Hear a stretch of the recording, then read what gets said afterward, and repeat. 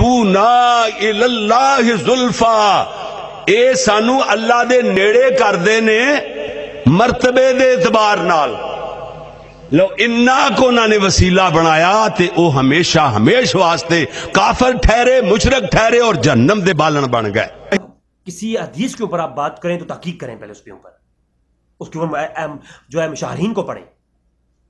آپ ایک حدیث کے لفظ وسیلہ آ گیا اور آپ اس کو اپنا وسیلہ ثابت کرنے کے لیے، جب آپ کے وسیلے کے ہونے پر اتنے دلائل اور موجود ہیں تو آپ یہ ایک حدیث کے اوپر جھوٹ کیوں بول رہے ہیں؟ آگے چل کے وہ میں پیش کرتا ہوں. اچھا، تو اب اس قرآن کی سورۃ مائدہ کی آیت نمبر 35 میں تمام مفسرین کا قول ہے کہ اس وسیلے سے مراد اولیاء اللہ، یعنی وسیلۃ الزوات مراد ہے، نبیوں اور ولیوں کا وسیلہ. اور اسی طرح فرمایا کہ اس سے مراد صالحین کا وسیلہ ہے، مراد ہے. القول الجمیل شاہ ولی اللہ کہتے ہیں اس آیت میں آمنوا اتقوا اللہ وابتغوا الیہ الوسیلہ سے مراد الیہ الوسیلہ، اللہ کی طرف وسیلہ تلاش کرنا. کوٹ کر رہا ہوں کہ سب حضرات ان کو مانتے ہیں، اہل حدیث ہوں، دیوبند ہوں، بریلوی ہوں، اس لیے کہتا ہوں خدا را ان مسلوں کو جھگڑنا چھوڑو.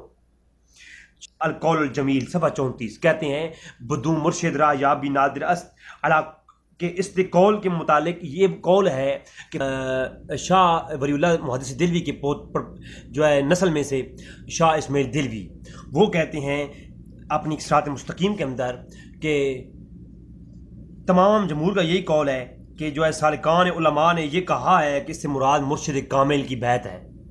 بدو مرشد را یا بھی نادر است، اس سے مراد کیا ہے؟ صفحہ 57 شاہ اسماعیل دلوی کی صراط مستقیم جو فارسی میں ہے اس کا صفحہ 57 ہے کہ بدو مرشد را یا بھی نادر است، اس سے مراد یہ ہے کہ کسی مرشد کے ہاتھ پہ بیعت کیے بغیر نہ آج جن تک کسی کو جو ہے اللہ کی طرف رستہ ملا ہے، صراط مستقیم ملا ہے، نہ ملے گا. تو یہ جناب اس لیے میں کہتا ہوں اگر وسیلوں پہ بات کرنی ہو تو پھر آپ ان علماء کے اوپر فتوے لگاؤ. کسی ایک مسلک پہ ٹارگٹ کیوں کر کے یہ فتنہ پاکستان کے اندر پھیلا رہے ہو، خدا کی قسم. اچھا آگے دیکھیں، اب وہ جو آیت کریمہ جو جناب مولانا صاحب نے پیش کی، اور آپ دیکھ کے حیران ہو جائیں گے کہ مولانا صاحب نے جو آیت پیش کی ہے اس کا کیا انہوں نے جو ہے نا وہ پیش کیا اور کیا چھپایا، یہ آپ خود آپ دیکھیں گے انشاءاللہ تبارک و تعالی. سورہ بنی اسرائیل آیت نمبر 57 پر انہیں آیت کا ایک حصہ پڑھا، میں ڈھونڈنے میں دیر لگ گئی کہ یار یہ جو پڑھ رہے ہیں کدھر ہے، حالانکہ اسی آیت کے اندر ہی وسیلہ ہے. ادھوری بات پیش کی، اسی آیت کے اندر کیا ہے؟ وسیلہ موجود ہے. یہ جناب اولئک الذین یدعون یبتغون الی ربہم الوسیلۃ ایہم اقرب ویرجون رحمتہ. اب یہ اس آیت کو آخر کا حصہ ٹکڑا لے کر آیت پیش کر دی، اور اللہ اکبر. اب آیت پوری کیا ہے؟ اللہ فرماتا ہے اولئک الذین یدعون یبتغون، وہ لوگ جو پوجا کرتے ہیں، عبادت کرتے ہیں، ان لوگوں کی، یعنی اللہ کے نبیوں کی اور جنات کی اور ولیوں کی بت بنا کر کے، اور الی ربہم الوسیلۃ، اور اللہ کی طرف وسیلہ جو ہے پیش کرتے ہیں. ان کا کیا کرتے ہیں؟ ان کی پوجا کرتے ہیں. یاد رکھیں کہ آج کوئی شخص بھی کسی ولی یا نبی کی پوجا نہیں کرتا. پہلی بات یہ، وہ لوگ اولئک الذین یدعون یبتغون الی ربہم الوسیلۃ، وہ لوگ جو عبادت کرتے ہیں بت بنا کر کے ولیوں اور جنات کی، تو وہ کیا کرتے ہیں؟ اللہ کہ ان کا اپنا عقیدہ کیا تھا؟ وہ جو خود جن کے وہ بت بناتے ہیں ان کا طریقہ یہ کیا تھا؟ وہ ان کو وسیلہ بناتے تھے جو ان میں سب سے زیادہ متقی تھے. اب اس آیت کو اگر آپ غور کریں گے معلوم یہ ہوگا کہ وہ لوگ جو بت بنا کر کے ولیوں انبیاء کے ان کی پوجا کرتے ہیں اور ان کو اپنے لیے وسیلہ سمجھتے ہیں کہ یہ جو ہم پوجا کر رہے ہیں نا، یہ ہماری اللہ کے قریب کریں گے اور اللہ تبارک تعالیٰ ہمیں نجات دے دے گا، تو یہ طریقہ غلط ہے.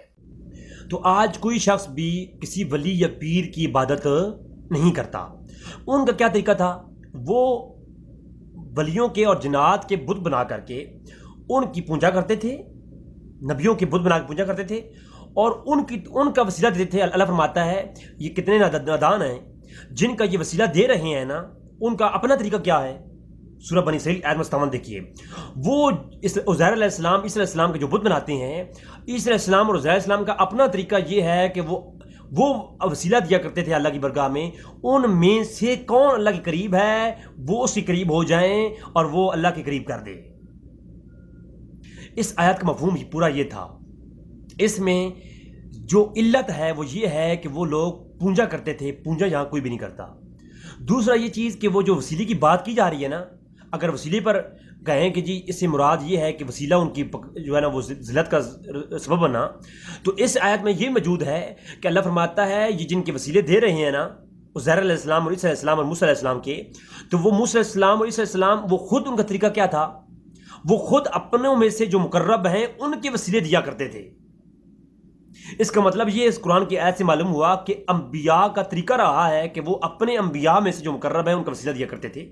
اور صحیح حدیثوں کے اندر موجود ہے کہ عیسیٰ علیہ السلام اپنے دور میں اور موسیٰ علیہ السلام اپنے دور میں جب جنگ کرتے تھے تو وہ جو ہے نبی کریم صلی اللہ علیہ وسلم کا وسیلہ دیا کرتے تھے، چاہے وہ اس جو ہے اسنادی طور پر ضعیف روایات ہیں، لیکن وہ تب باب التفسیر کے اندر قابل قبول ہوتی ہے۔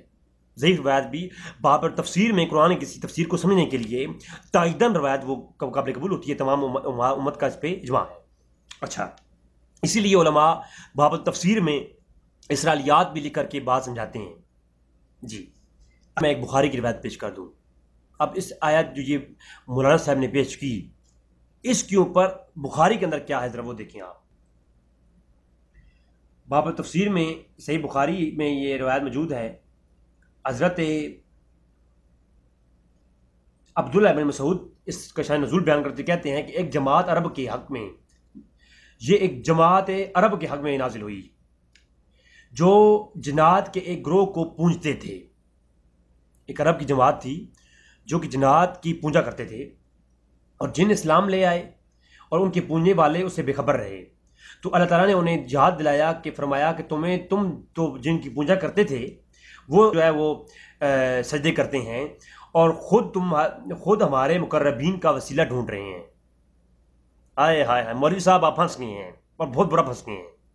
جو آیت آپ دوسروں پہ تنقید کے لیے پیش کر رہے ہیں، وہ آیت کی تفسیر عبداللہ بن مسعود بخاری شریف کے اندر پیش کرتے ہیں اس کی تفسیر، اور کہتے ہیں کہ اللہ تبارک تعالیٰ نے یہ آیت نازل کر کے یہ بیان فرمایا، حضور فرماتے ہیں، عبداللہ بن مسعود فرماتے ہیں شان نزول، کہ جب وہ جنات ایمان لے آئے تو جو لوگ جنات کی پونجا کرتے تھے ان کو اللہ نے فرمایا کہ اے جنات کی پونجا کرنے والے، وہ جنات جو ہیں وہ تو اب ہمارے ہاں سجدہ کرتے ہیں اور ہم پہ ایمان لے آئے ہیں، اور وہ ہمارے بندوں میں سے جو مقرب لوگ ہیں ان کے وسیلے ہمارے حضور پیش کرتے ہیں۔ مولوی جی بڑے بڑے پھنس رہے ہیں، آپ بڑے بڑے پھنس رہے ہیں۔ آپ نے بات تو کر دی جوش خطابت میں، لیکن آپ کو پتہ نہیں کہ آپ اہل علم ہیں، تو آپ تحقیق کیا کریں گفتگو میں۔ کسی پہ تنقید کرنا بہت آسان ہے، میں یہاں پر بیٹھ کے ہزار لوگوں کو تنقید کر دوں، یہ شیوا اہل علم کا نہیں ہوتا، یہ آپ اس پہ توجہ فرمائیں۔ تو یہ بات جناب کلیئر ہو گئی۔ اچھا، اب یہاں پر میں آپ کے سامنے ایک اور چیز پیش کروں۔ حضور اکرم صلی اللہ علیہ وسلم کا وسیلہ لینا، اس پر خود جو ہے قرآن گواہی دیتا ہے۔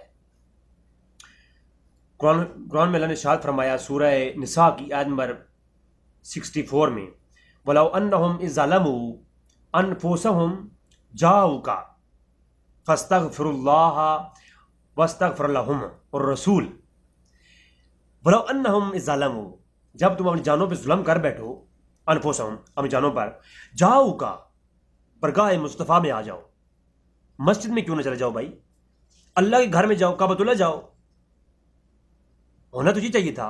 اور مزے کی بات، اللہ نے جہاں جہاں قرآن میں یہ فرمایا کہ میرے لیے استغفار کرو، تو فرمایا استغفار کرتے رہو، شاید تمہیں، یعنی اللہ نے اپنے لیے استغفار کرنے پر، میں پوری دعوے کے ساتھ کہہ رہا ہوں، پورا قرآن اٹھا کے دیکھیں، جہاں اللہ فرماتا ہے نا یا ایھا الذین آمنوا توبوا الی اللہ، اللہ کی طرف توبہ کرو، توبۃ نصوحا، توبہ کرو۔ اب آگے اللہ کی مرضی ہے وہ قبول کرے نہ کرے، کہیں پکی بات نہیں آئی، لیکن آپ یہاں پر دیکھیں گے تو حیران ہو جائیں گے۔ فرمایا تم یوں بھی ہر وقت استغفار اللہ سے کیا کرو، اس پہ تمہاری فضیلت بھی ہے، اللہ چاہے تمہیں بخش بھی سکتا ہے، اور اللہ تمہارے لیے آسانیاں پیدا فرما سکتا ہے، اچھی بات ہے، خود بھی اللہ کے استغفار کرو۔ لیکن اگر تم حضور تمہارے پاس موجود ہیں، تم اس طرح کرو کہ اپنے نبی کریم صلی اللہ علیہ وسلم اپنی جانوں پہ ظلم کر بیٹھو، تو میرے نبی کی برگاہ میں جاؤ کا، مصطفیٰ کی برگاہ میں آ جاؤ، پھر کیا، فاستغفر اللہ، پھر اللہ سے استغفار کرو۔ میرے مولا گھر میں بھی استغفار کیا جا سکتا ہے، مسجد میں ہو سکتا ہے، کعبۃ اللہ میں ہو سکتا ہے، نہیں، فرمایا وہاں بھی ہو سکتا ہے، کرو، وہاں بھی کرو، لیکن گارنٹی اگر استغفار کی چاہیے تو پھر کیا تمام لوگ عربی جاننے والے اس آیت کو سمجھیں گے۔ فرمایا فاستغفر اللہ، پس اللہ سے استغفار کرو، فاستغفر لہم الرسول، اور تمہارے لیے تمہارا رسول بھی استغفار مانگے۔ اچھا میرے مولا پھر شاید والی بات، هو التواب الرحیم، شاید والی بات ہے نہیں، فرمایا یہاں شاید نہیں، لوجد اللہ، اوپر لام تحقیق لگا دیا، واجد اللہ نہیں فرمایا، لوجد اللہ، یہ لا جو ہے تحقیق کے لیے لگایا، فرمایا اب پکی ڈھکی بات ہے، پا لوگے اللہ کو، لوجدہ پا لوگے میرے مولا کس چیز کو؟ اللہ کو۔ یہاں پر پکی بات ہے، شک کی گنجائش نہیں، پکی ڈھکی بات ہے، مصطفیٰ کی برگاہ میں جا کر کے تم استغفار کرو اور مصطفیٰ کریم تمہارے لیے استغفار کریں تو خدا کی قسم تم پا لوگے اللہ کو۔ اچھا کس حالت میں پاؤ گے؟ اے ہائے تواب الرحیمہ، نہایت خوب توبہ قبول کرنے والا اور رحیمہ رحم، دو صفات یہاں پر اللہ نے اپنی بیان فرما دی، اوپر مور لگائی۔ اور کل سناولا پانی پتی رحمۃ اللہ تفسیر مدری فرماتے ہیں یہ تواب الرحیمہ، لوجد اللہ پہ وقف کرو، اور تواب الرحیمہ سوال جواب ہے، یعنی لوجد اللہ پا لو گے اللہ کو، کس حالت میں پاؤ گے؟ ابھی سوال پیدا ہوگا، اس کا جواب یہ ہوگا تواب الرحیمہ، بڑی توبہ قبول کرنے والا پاؤ گے۔ تفسیر مدری اٹھا کے دیکھیے، لیکن میں اصل تفسیروں کی طرف جاتا نہیں ہوں، آج اکثر لوگ تفسیروں کو مانتے نہیں ہیں، تو میں قرآن و حدیث سے ذرا اتفاق کرتا ہوں، اور پھر اس پہ آپ امام دارمی نے اس کو نقل کیا اور دیگر ائمہ نے اس کو، ابن عساکر نے روایت کیا، مسند یعلا کے اندر موجود ہے، امام قرطبی نے تفسیر قرطبی میں اسی آیت کے تحت لائے کہ ایک شخص علی رضی اللہ عنہ روایت کرتے ہیں، ایک شخص آیا، حضور کو دفن کیے چند دن گزرے تھے، تو حضور کی قبر مبارک کی مٹی ابھی کچی تھی، تو ایک شخص آیا اور آ کر کے اپنا چہرہ مبارک حضور کی قبر میں رکھ دیا اور رگڑنے لگ گیا اور رونے لگا، اور اس آیت پڑھی وَلَوْ أَنَّهُمْ إِذْ ظَلَمُوا أَنفُسَهُمْ جَاءُوكَ، یہ آیت پڑھی اور رونے لگا۔ اور پھر کیا ہوا کہ دعا کی اونچی اونچی، اے میرے مولا، اے اللہ، اے رب تعالیٰ کی ذات، تیرا فرمان ہے کہ جب جانوں پہ ظلم کر بیٹھو تو میرے محبوب کی برگاہ میں آ جاؤ، میں تمہارے محبوب کی برگاہ میں اللہ آ گیا ہوں۔ اچھا یاد رکھیں، اب اس موضوع میں آتا نہیں ہوں، یہاں پر دعا جو ہے اللہ سے مانگی اور کہا کہ اے میرے مولا میں تجھ سے دعا کرتا ہوں، اے میرے مولا اپنے نبی کی برگاہ میں آ گیا ہوں، تیرے نبی کی برگاہ میں آ گیا ہوں، میں نے جانوں پہ ظلم کیے ہیں، اور اے نبی آپ میرے لیے دعا فرما دیں، استغفار کر دیں۔ اور وہ شخص وہاں پر یہ دعا کر کے رو کر کے وہاں سے ابھی پلٹا ہی تھا، تو وہاں ایک شخص کی آنکھ لگی ہوئی تھی، وہ جاگ پڑا، وہ کہنے لگا وہ شخص کو روکو اور اسے کہو کہ تمہاری توبہ قبول کر لی گئی ہے۔ اور بعض روایت میں ہے کہ اللہ کے رسول خواب میں آئے اور فرمایا کہ اس کو بتا دو کہ تمہاری توبہ قبول کر دی گئی ہے۔ تو یہ اس آیت کی تائیدن اگر وہ ہے سند ضعیف کے ساتھ روایت ہے، تو سند صحیح کے ساتھ بھی باب التفسیر میں روایت حجت ہوتی ہے، میں نے آپ کو کئی دفعہ اس پہ لیکچر ریکارڈ کروائی ہیں جی، محدثین مفسرین کے ہاں یہ جو ہے موجود ہے بات، ٹھیک ہے۔ اور وہ آپ دیگر ائمہ کو، پرانے مفسرین کو پڑھیں گے تو عبداللہ بن عباس کا یہ طریق تھا کہ وہ کئی آیتوں کی تفسیر کرتے ہوئے ایسی چیزیں پیش کرتے تھے جو کہ مثال کے طور پر لی جاتی ہیں۔ آپ باب تفسیرات پڑھ لیں بعض ائمہ کی کتابوں سے جی۔ تو یاد رکھیں اللہ تبارک تعالیٰ کی ذات وہ ذات ہے جو کہہ دے کن فیکون۔ جب اللہ کی ذات اتنی قابل جو ہے وہ قدرت رکھنے والی ذات ہے، تو میں آج دن تک ایک چیز پر بڑی ریسرچ کی، مجھے نہیں ملی، اگر کسی بھائی کو ملے تو مجھے بتائے۔ اللہ تبارک تعالیٰ ہر چیز پر قادر ہے، اس کے باوجود اللہ تبارک تعالیٰ نے سارا نظام وسیلوں کے تحت چلا رکھا ہے، اعمال بھی فرشتوں کے وسیلے سے لیتا بھی ہے، جو ہے ہر چیز کی خبر بھی فرشتوں کے وسیلے سے لیتا ہے۔ یہ اللہ کا نظام ہے، اللہ خود ہر چیز پہ قادر ہے، خود سننے والا ہے، سمیع و بصیر ہے، پھر بھی فرشتوں کا وسیلہ۔ اللہ تبارک تعالیٰ فرما دیتا کن فیکون، وہ کام ہو جائے۔ اللہ بدر کے اندر فرما دیتا کن فیکون، اور کن کہہ دیتا تو بدر کے اندر تمام کافر غرق ہو جاتے۔ لیکن فرشتوں کو نزول کا کیا مفہوم ہے؟ یعنی مفہوم یہ ہے کہ اللہ کن کی قدرت رکھتے ہوئے بھی اللہ نے فرشتے بھیجے کہ میں مدد کرتا ہوں، رب ہو کر وسیلہ میں بناؤں گا فرشتوں کو۔ جب رب ہو کر کے وسیلہ فرشتوں سے بدر کے جو ہے صحابیوں کی مدد کرتے ہیں، تو اللہ کی ذات کی شان ہے یہ اللہ کی یہ شان نہیں کہ اللہ ہر جگہ پر کن کہہ کر کے جو ہے اپنی مدد کرتا رہے لوگوں کی، نہیں، اللہ کی یہ شان نہیں، وہ بذات ہی خود ہر جگہ لوگوں کی مدد کرے، بلکہ اللہ تبارک تعالیٰ نے اپنے فرشتے اور اپنے وسیلے بنائے ہوئے ہیں جو اپنی مخلوقات کے لیے بنائے ہیں۔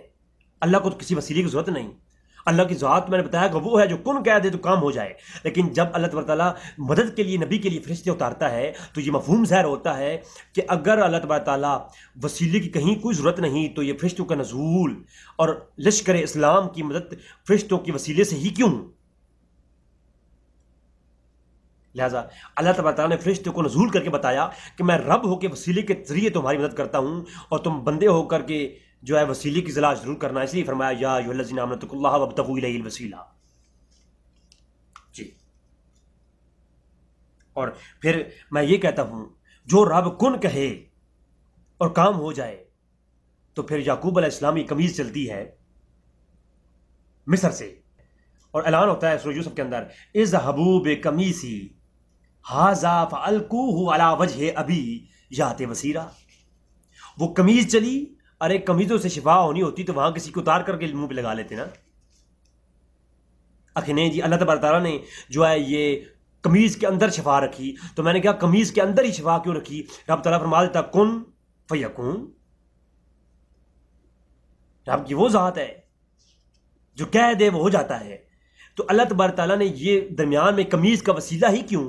کیونکہ وہ قمیض اگر ہر کسی کی قمیض ہوتی تو وہاں پر کسی کی اٹھا کر کے آنکھوں پہ لگا لیتے، یعقوب علیہ السلام کی نگاہ واپس آ جاتی۔ جبکہ بتانا اللہ تبارک تعالیٰ نے یہ امت کو، حضور کی امت کو، اللہ نے انسانیت کے لیے پیغام چھوڑا ہے کہ اللہ جو ہے وہ تمہارے لیے وسیلے اور سبب بناتا ہے، اس کے تحت تمہاری مدد ہوتی ہے، اور وہ بھی پھر وسیلے جو بناتا ہے وہ بھی مقدس ہوتے ہیں، وہ مغیر نہیں ہوتے، وہ جو ہے مغلوب نہیں ہوتے، وہ غالب ہوتے ہیں۔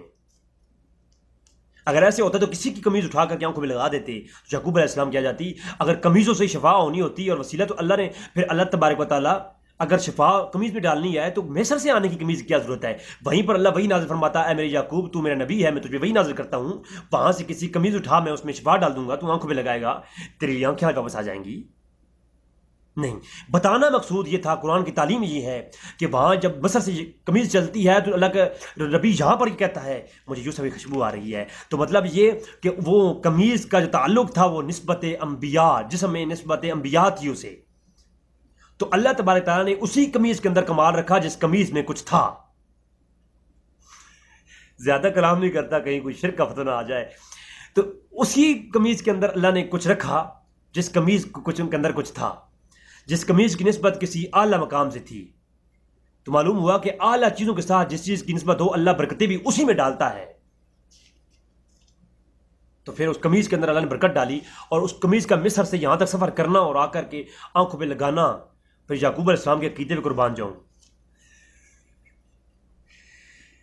میرے مولا تو رؤوف رحیم ہے، تو کریم ہے، میرے مولا میں یہ قمیض لگا کر کے شرک کیوں کروں؟ جیسا بھی ہے ایک بندے کی نسبت سے یہ قمیض ہے، ایسا تو شرک جو ہے اے اللہ تیرے قانون میں تو یہ چیز ہے ہی نہیں۔ تو میں دعاؤں کے لیے ہاتھ اٹھاتا ہوں، میرے مولا تو نے زکریا علیہ السلام کی دعا قبول کی، ہاتھ اٹھائے، اور انہیں تجھے اللہ تو نے یحییٰ کو، زکریا کو اولادوں سے نوازا، تو نے مریم کو جو ہے اولاد سے نوازا۔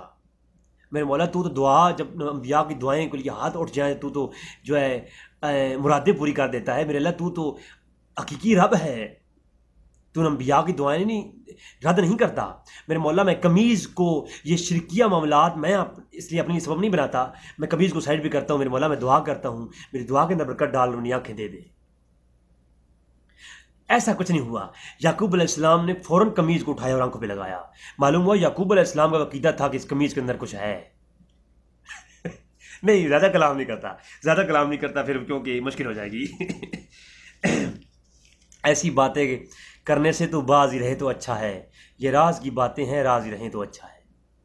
جی، ایسے میں قرآن کریم سے الحمدللہ 50 سے زائد آیت کریمہ پر اس طرح کی گفتگو الحمدللہ کر سکتا ہوں، لیکن علمی بات میں نے ہمیشہ کہا کرتا ہوں، پاؤں میں ویڈیو ڈال سکتے ہیں، کالے کر کے دھمکیاں دے سکتے ہیں، گرفتار کرانے کی دھمکیاں دے سکتے ہیں، لیکن میدان علم کے اندر نہ خنجر اٹھے گا نہ تلوار کسی سے، یہ بازو ہمارے آزمائے ہوئی ہیں۔